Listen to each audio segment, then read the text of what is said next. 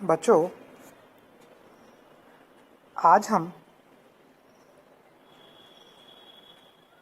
Square planar complexes में crystal field splitting या ये कह दीजिए डी ऑर्बिटल्स की स्प्लिटिंग को स्टडी करेंगे। बच्चों, सबसे पहले हम लोग इस बात को जानना चाहेंगे कि ऑक्टाहेड्रल,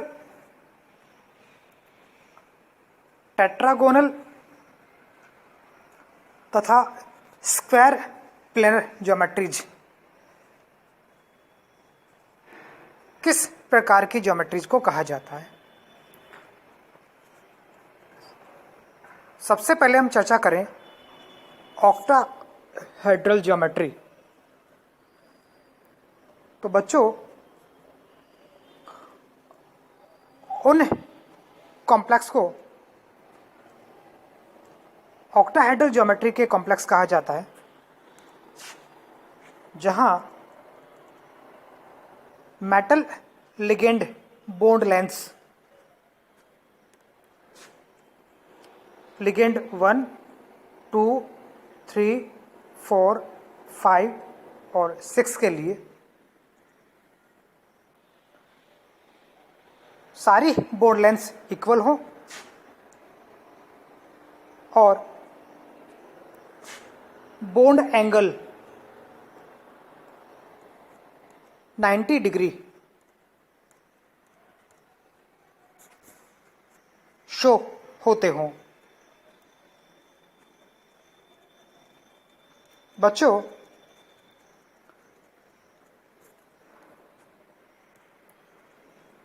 टेट्रागोनल ज्योमेट्री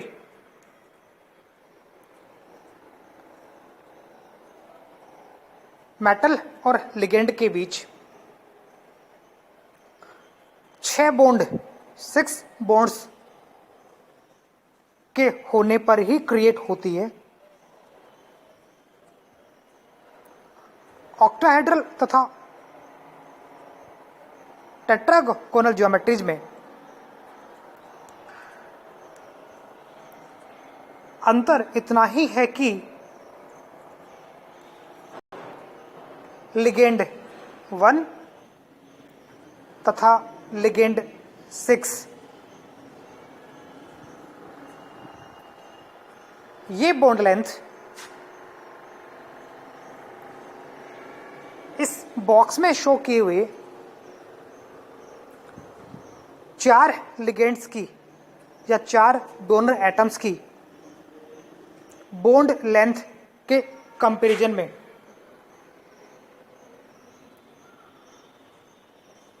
अधिक या कम होती है। बच्चों,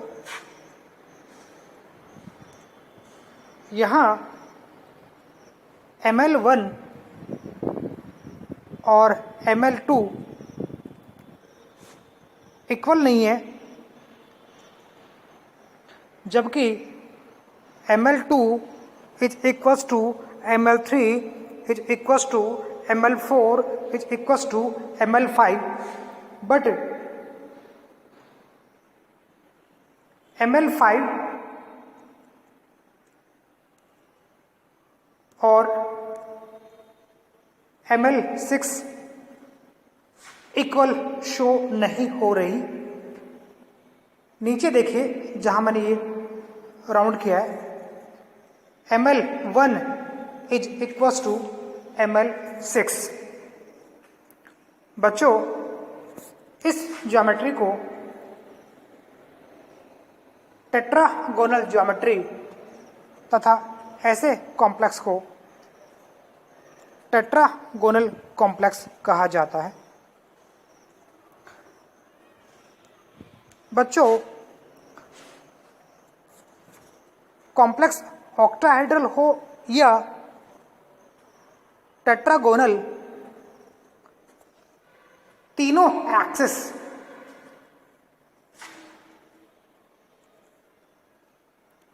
एक्स, वाई और जेड तीनों एक्सिस के अलोंग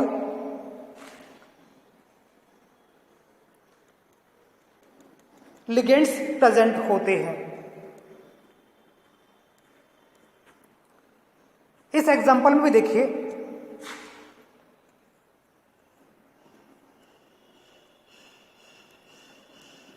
एक्स, वाई तथा जेड तीनों एक्सिस के अलोंग लिगेंड्स उपस्थित, जबकि इस ज्योमेट्री में मात्र दो एक्सिस एक्स तथा वाई के सापेक्ष ही लिगेंड उपस्थित, जेड एक्सिस के सापेक्ष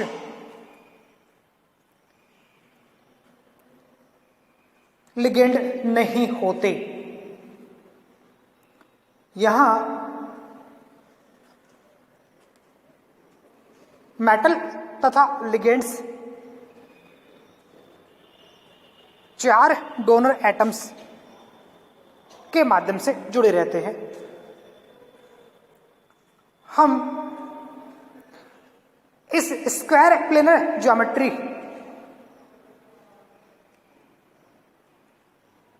द्वारा शो होने वाली क्रिस्टल फील्ड स्प्लिटिंग को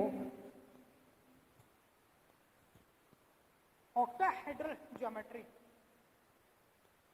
तथा टेट्रागोनल ज्योमेट्री से कंपेयर करके इस चार्ट के थ्रू, इस डायग्राम के थ्रू स्टडी करेंगे। इस डायग्राम को तीन पार्ट्स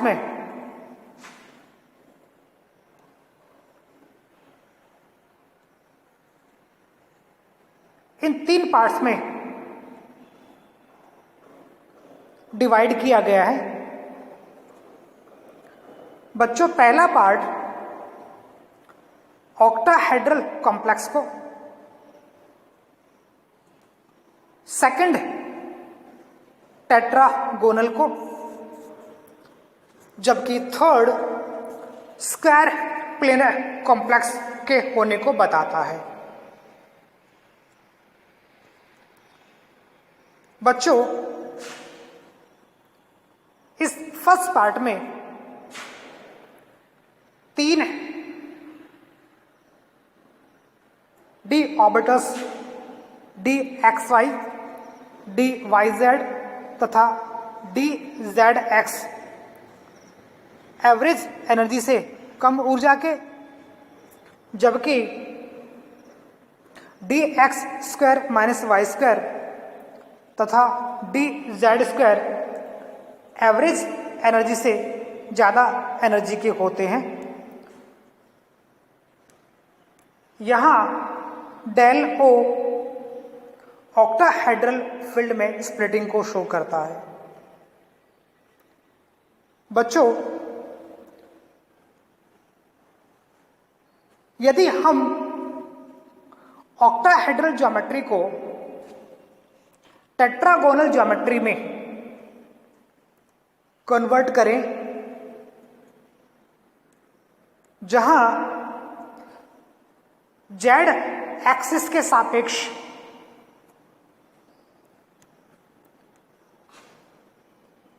बॉन्ड लेंथ एक्स तथा वाई से अधिक, या ये कह दीजिए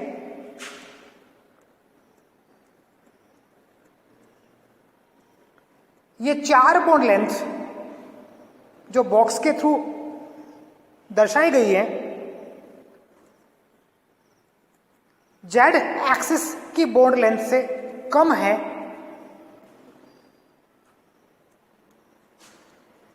ये ligands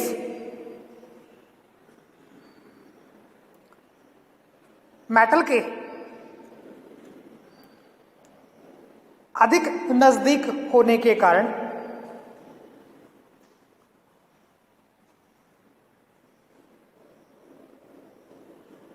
T2G set of orbitals तथा EG सेट ऑफ ऑर्बिटल्स को फर्दर स्प्लिट करवाते हैं। बच्चों,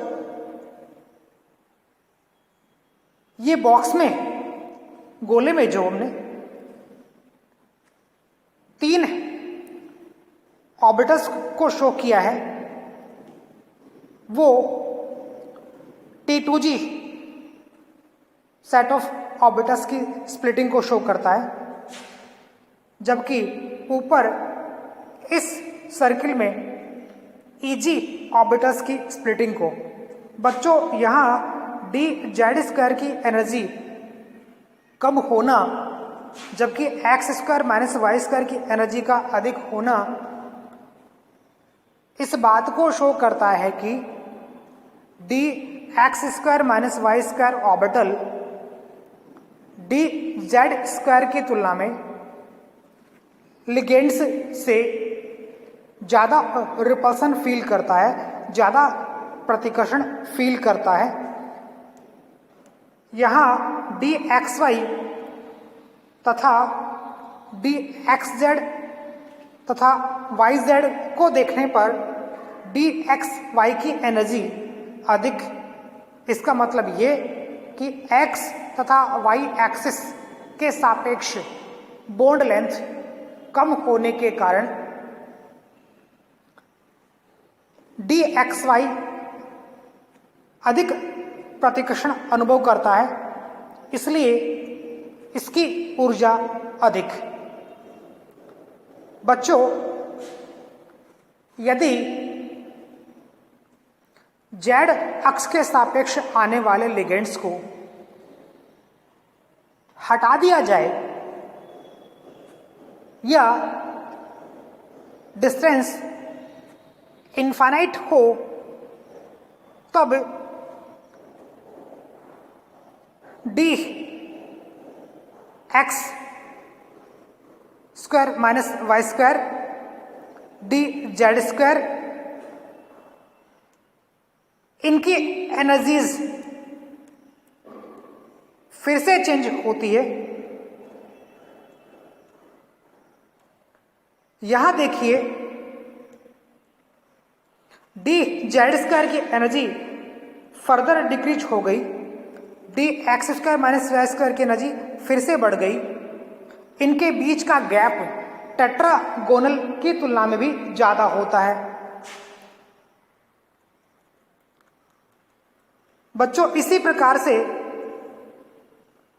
T2G सेट के ऑर्बिटल्स की एनर्जी में भी चेंज शो होता है। यहां dxy की एनर्जी तो dz² से भी ज्यादा हो जाती है। dxy T2G सेट का, जबकि dz² EG सेट का ऑर्बिटल होता है। बच्चों, इस प्रकार से हमने देखा कि T2G तथा EG सेट की फर्दर स्प्लिटिंग टेट्रागोनल तथा स्क्वायर प्लेनर दोनों तरह की ज्योमेट्रीज में देखने को मिलती है। अब यदि हम लोग क्रिस्टल फील्ड स्प्लिटिंग को देखें तो स्क्वायर प्लेनर की क्रिस्टल फील्ड स्प्लिटिंग del 1 यहां से यहां तक का पार्ट, ये वाला जो पार्ट है वो del 1 को शो करता है, ये वाला पार्ट del 2 को, जबकि फर्दर इससे ऊपर वाला पार्ट del 3 को। तो बच्चों, इस प्रकार से del 1, del 2 और del 3 मिलाकर के स्प्लिटिंग क्रिएट होती है स्क्वायर प्लेनर कॉम्प्लेक्सेस के लिए। अब यदि इस चार्ट को एक साथ देखें तो ये जो स्प्लिटिंग और ये जो स्प्लिटिंग दिखाई दे रही है, यहाँ पर ये वाली स्प्लिटिंग ज़्यादा है और पीछे वाली स्प्लिटिंग कम है। तो बच्चों इस प्रकार से हमेशा ही स्क्वायर प्लेनर कॉम्प्लेक्सेस के लिए क्रिस्टल फील्ड स्प्लिटिंग का मान ऑक्टाहेड्रल कॉम्प्लेक्सेस की तुलना में अधिक होता है। इससे आगे हम लोग अगले टॉपिक में चर्चा करेंगे। आज के लिए बस इतना ही। Thank you.